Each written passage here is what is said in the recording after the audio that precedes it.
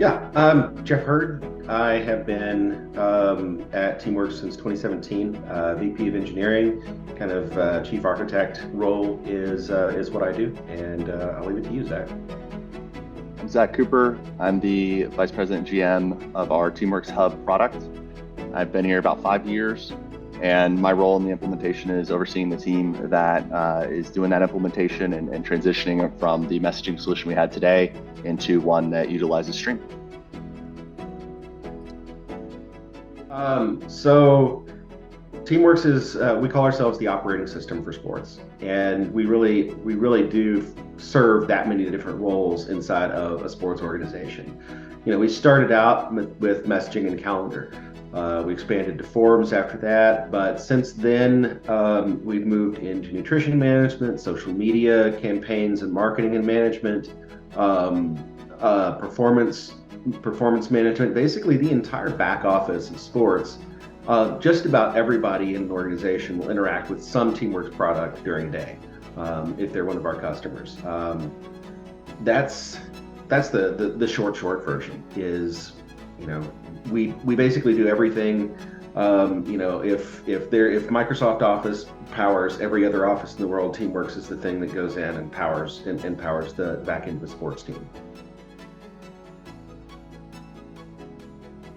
Yeah, so we have variously over time, messaging has been through maybe 3 or 4 full iterations now.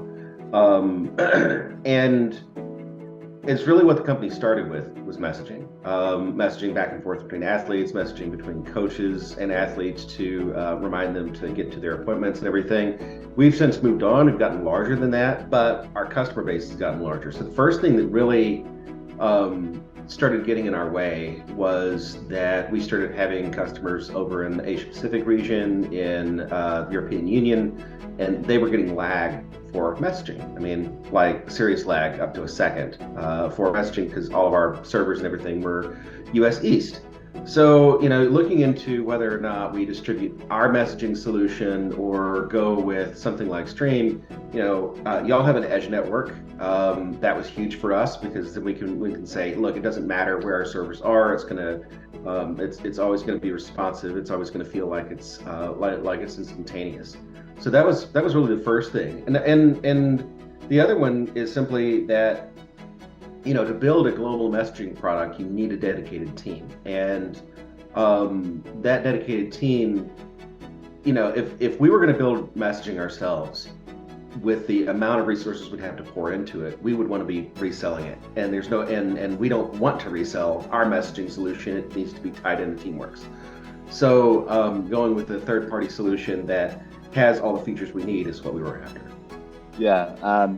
So as Jeff mentioned, we went through a couple iterations, and one of our previous iterations, the challenge we faced was really syncing between all the different devices that a user may have, and making sure that, hey, when I send a message on iOS, that then when I log on web, it's there, and vice versa. And so what we did is we went out and leveraged Firestore within Firebase with Google, and we were able to solve that problem, which is great. And so that was our previous iteration, our most recent one. So we really relied on that Firestore setup to house all the messages, conversations, etc. We used FCM for the push notifications. I believe Stream does as well. And so it solved kind of those original needs, but as Jeff laid out, it kind of grew past that to where we ran into other problems, other challenges, and that's ultimately why we said, hey, look, we can keep iterating, or we can go with a provider who that's what they do and that's what they do best. And so let's go ahead and try to find someone that is able to just own this for us, and we can worry about integrating and kind of focus on what we do best on top of it. So we're really excited to be able to make that move. Yeah, we looked at Twilio Chat. We actually looked at them when they first came out with it, and part of it was the expense. Part of it was that our experience of customer service with Twilio. I mean, they're great. I don't want to say anything negative about Twilio. They are great, but we would need sort of immediate, an immediate all hands on deck approach to any sort of messaging outage, and Twilio really didn't offer that at the price point that we are used to paying for Twilio. And then the other one we looked at, I think, was Bandwidth, and but we found Stream around the same time as Bandwidth, and there would have been a lot more ramp up to build a Bandwidth solution versus a Stream solution. Yeah, it is. It doesn't, when you navigate into our messaging versus our calendar versus our files or videos, it doesn't feel like a separate app. We were able to get the customization that was necessary. I think if I were to nitpick, the only thing would be the number of reactions is only 5. Other than that, though, like, everything has been pretty customizable in the way that we needed, which was fantastic and easy. I think one of the big pieces there is how well documented it was.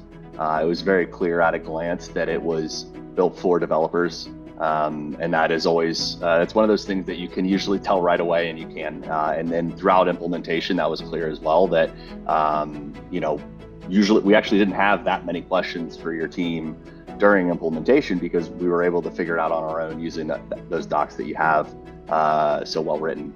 And then when we did have questions, of course, those were quickly answered along the way. So for us, that was the number one thing, is like, hey, this needs to be very, very developer friendly, and it was. On top of that, the Edge network, as we mentioned, was an incredibly important feature for us.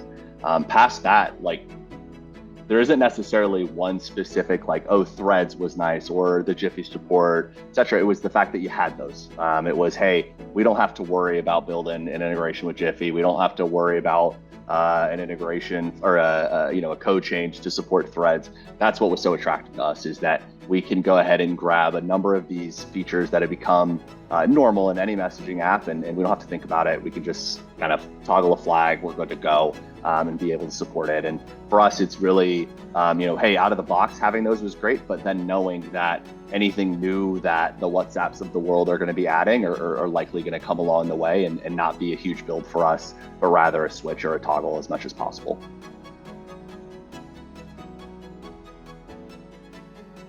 I'll have to defer to Jeff for the pre-sales and kind of the right-away onboarding piece, as he's more familiar with that. But I will just mention that the customer support throughout implementation over the last bit here has been fantastic. Any question we've asked in that Slack channel has gotten a response pretty quickly.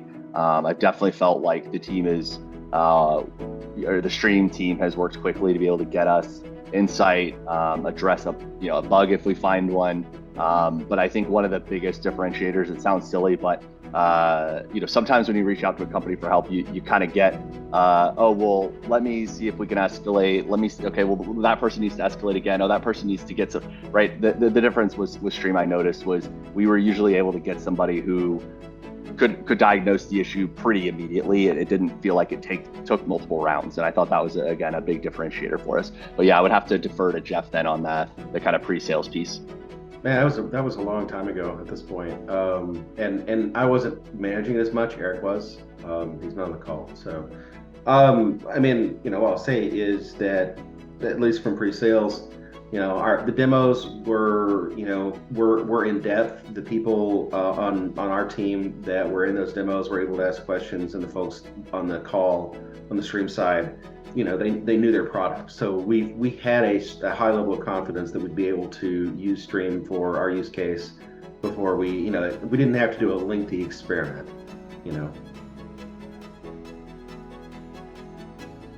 When I say, the main thing we're looking for is increased engagement. Like, we already have a high level of engagement with our messaging product. What I would be looking for is reduced burden on our support folks, where, in our previous iterations of messaging, badge counts would be off, the conversations weren't synced across devices.